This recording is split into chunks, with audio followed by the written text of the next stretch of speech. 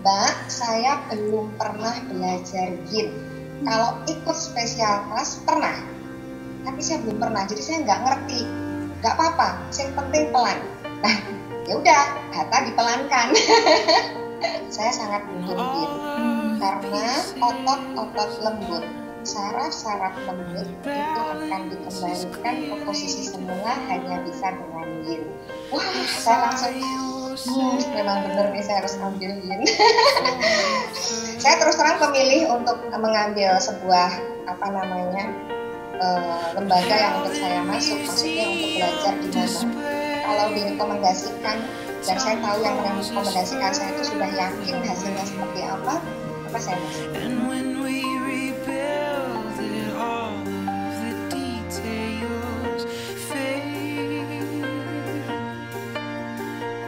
Cidona?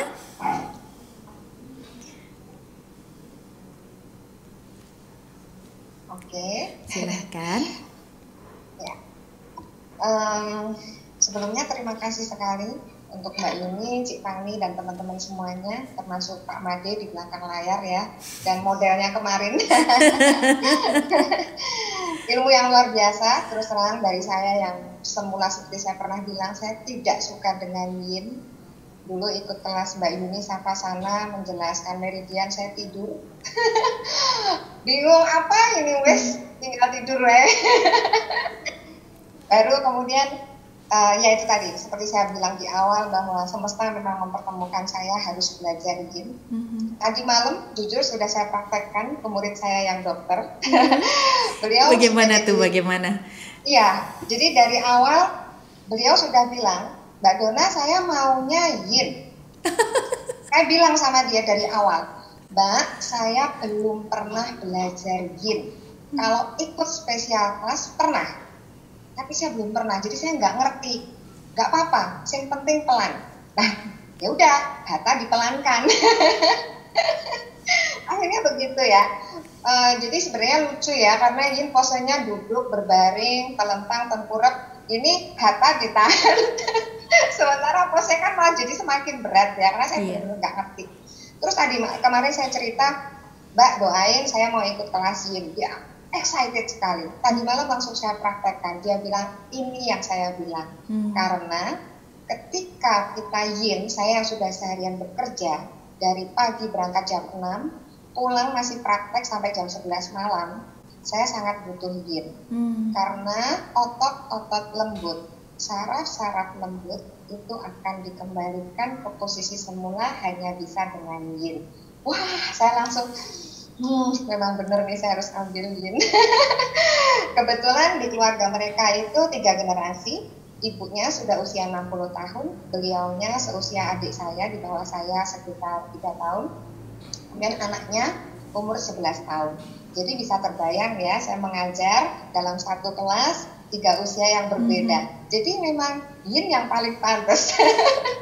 Hanya saya selipkan hatha karena untuk anaknya supaya lebih ototnya lebih bagus, pertumbuhannya lebih bagus gitu. Kemudian seperti saya cerita kemarin, saya punya murid yang difabel dan juga sudah saya praktekkan. Jadi saya ada kelas malam dan tadi pagi jam 6. Itu saya praktekkan ke mereka dan mereka excited sekali Mbak Yuni. Jadi syukurlah. Merasa lebih dan saya juga merasa ini tepat sekali untuk mereka. Karena untuk yang difabel ya, di mana mereka ada yang polio, cacat dengan krep otomatis kan skoliosis mereka otomatis. Kemudian yang tidak punya kaki sama sekali ada 1. Kemudian yang satu kakinya memang diamputasi. Jadi ketika saya mengajar mereka itu rasa syukur saya makin lebih. Saya diberi kesempurnaan fisik. Ketika saya diberi kesempatan, nggak semua orang diberi kesempatan untuk mengajar para difabel, dan saya diberi kesempatan untuk mengajar mereka. Aduh, mau nangis. Sepertinya itu gift pemberian dari Tuhan untuk saya yang luar biasa. Jadi saya harus memanfaatkan itu sebaik mungkin, memberi manfaat untuk mereka sebaik mungkin. Jadi kalau mereka aja masih bekerja ya dengan kecacatan, dengan fisik yang sangat terbatas, mereka bekerja. Kalau saya jadi orang yang males, ini aja udah cukup, itu kok sepertinya saya mendolimi diri saya sendiri. Tapi ketika saya belajar untuk mereka berbagi lagi, itu luar biasa. Dan saya bersyukur sekali kemarin dioprak-oprak ya sama Mbak Evi untuk ikut ke Yin. Saya terus terang memilih untuk mengambil sebuah lembaga yang untuk saya masuk, maksudnya untuk belajar gimana. Kalau direkomendasikan dan saya tahu yang merekomendasikan saya itu sudah yakin hasilnya seperti apa, maka saya masuk. Ketika di Hatha saya mengambil, saya lebih melihat ke dari siapa yang mengajar anatomi. Ketika yang mengajar anatomi seorang dokter, saya langsung ikut. Kenapa? Dia tahu betul. Jadi saya bersyukur ada basic, pernah belajar anatomi, meskipun tidak detail, maka saya tanya ke Mbak Yuni, terutama HNP kemarin ya, saya baru dapat di sini, terima kasih sekali.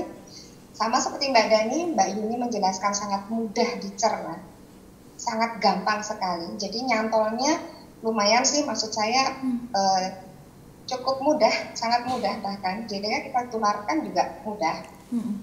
Kalau mau menyerap dari buku ini 100% jelas tidak mungkin dalam waktu 5 hari kita menyerap 100% ya.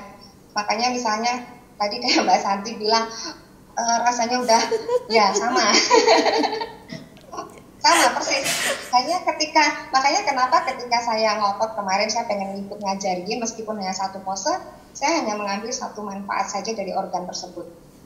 Misalnya hanya darahnya saja. Oke, ada kata nih antara ginjal, kemudian liver dengan limpa sama-sama urusannya si darah. Ya udah itu aja yang saya sampaikan ke murid. Kenapa? Kalau muridnya disampaikan semua, kan ini saya anggap semuanya nggak mudeng nih. Jadi saya neranginnya hanya satu bagian supaya pertemuan berikutnya saya punya bahan lagi. Kalau enggak udah habis nih, besok mau ngomong apa, muridnya suruh nahan kelamaan. Betul. Aja sih triknya, supaya saya mudah menghafal sedikit demi sedikit. Ya seperti ketika kita belajar Hatha, wah istilah Sanskrit susah nih dihafalin. Ya udah ngajar hari itu saya hanya menghafal khusus si Uttanasana. Udah disebutin berkali-kali kan nyantol. Sama nanti gitu nih. Oke, butterfly. Oke, dragon. Nah, itu Mbak Yuni, terima kasih. Nah, kalau untuk materi, saya mau kasih masukan sedikit, Mbak. Silakan. Mungkin karena saya tipe orang yang urut ya. Jadi ketika si meridian itu berangkat dari si paru-paru, oke sih, meridian urut banget. Kita ke sini, balik ke sini sehingga lebih mudah. Tapi begitu masuk ke misalnya PCM, Visceral System, halaman 16 nih. Kenapa Mbak Yuni nyusunnya nggak upper body yang di atas ya? Kenapa yang lower body? Ini kacau nih otaknya langsung. Saya loh Mbak. Gak apa-apa, enggak, benar-benar. Karena kan setiap orang kan sedikit berbeda kan patternnya gitu ya.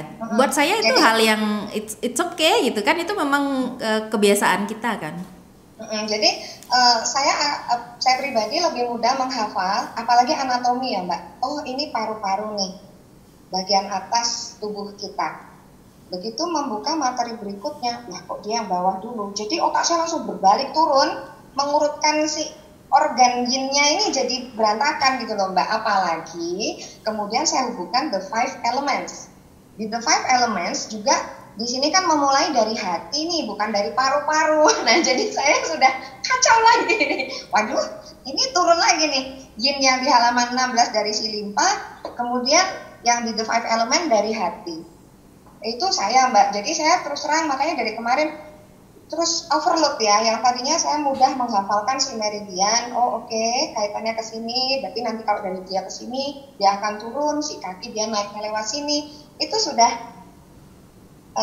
mudah. Tapi begitu masuk ke berikutnya, maka si urutan yang meridian saya tadinya sudah hafal, bubar Mbak. Biar jadi mohon maaf ini kok maunya sistematis ya, maunya termanage. Mungkin saya tipe salah satu tadi ya yang mengorganize segala sesuatu. Jadi ketika sudah agak kacau sedikit, sayanya ikut berantakan. Itu keterbatasan saya. Terima Mungkin kasih. Itu Mbak ini, yang lain it's okay, semuanya bagus dan saya juga suka feedback ke kami juga, ke kita yang mana itu sangat memperkaya ya, menambah bagaimana saya nanti untuk mengajar ke depannya. Terima kasih. Bahkan saya pengennya lebih ditambahin lagi tuh kalau misalnya ada kesempatan lagi ya. Amin. Terima kasih juga untuk yang lain seperti yang teman-teman positif semuanya. Di grup saya juga Mbak Dani, Kiki, ini kita grup WA-nya tidak bubar. Mungkin nanti belajar bareng. Terus ya Cik Fangmi, fire-nya kerasa banget kalau menjelaskan. Mbak Yuni ademnya. Jadi langsung terngiang-ngiang tuh suara Cik Fangmi ini ya, langsung nyantol itu. Oke lah, baik. Mungkin itu ya Mbak, sementara itu dari saya. Kurang lebihnya saya mohon maaf juga untuk teman-teman, barangkali sikap dan perkataan saya ada yang kurang berkenan ke Mbak Yuni, khususnya sama Cik Fangmi juga. Terima kasih sekali atas ilmunya, sangat bermanfaat, mudah-mudahan jadi berkah buat kita semua. Amin, terima kasih. Dan saat kalian nanti kalau misalnya ada kesempatan, kita ada jodoh, masih ketemu lagi di titik-titik berikutnya, semua itu puzzle-nya akan terjawab gitu. Dan kalian tidak lagi akhirnya di sana hafalan, karena kalau hafalan kan, kalau saya juga tipenya kebetulan kayak Cidona harus urut. Jadi kebayang kalau dulu saya juga belajar itu pusing kepalanya kalau nggak urut. Tapi begitu memahami itu sudah nggak penting lagi akhirnya gitu. Dan itu butuh waktu memang. Dan itu memang saya ada sedikit kesengajaan juga untuk membiarkan beberapa pertanyaan, ketidakmengertian itu tetap ada di sana untuk merangsang keinginan kalian untuk belajar. Nggak harus sama saya, jadi selalu yang seperti saya bilang, nggak harus belajar sama kami dari manapun. Semoga itu menambah curiosity-nya. Terima kasih Cidana. Oke.